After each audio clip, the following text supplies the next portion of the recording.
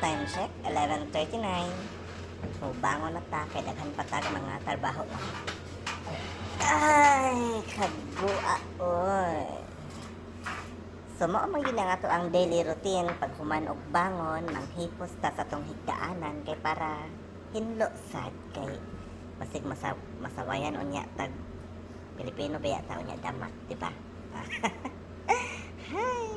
Uban ko ninyo magpilo-pilo, magdrama-drama ko karong adlaw kay Ginoo ko. Day off na ako today, so wala ko'y trabaho. So by the way, Ramadan di ay karon ang among trabaho nara sa balay. Every Sunday to Thursday lang mina ay trabaho, pero dili siya 8 hours. 6 hours lang, di ba? Tara, mangingi sa ta kay mura kay iyon na kay ta. O abdi kay ko na ano sa kong camera no, naka-set up.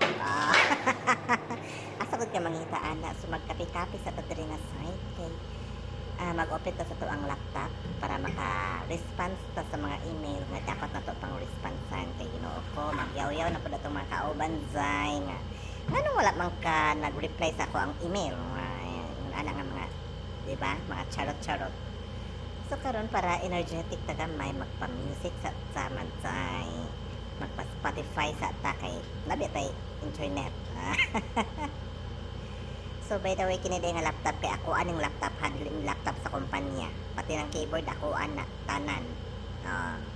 Kay di man sila mohatag, so mo palit ta kay kung dili pud ta mo palit, pag mag-pending ato mga trabahoon, kita man pay balikan, so luoy po kayo po.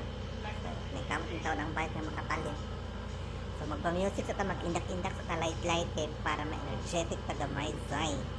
So banit ko ninyo karon o sa umaabot pa ng mga videos inyo habay akong i-follow ha, i-like and share yun yung akong videos para ma-monetize pa.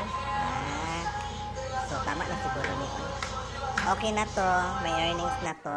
Bye bye.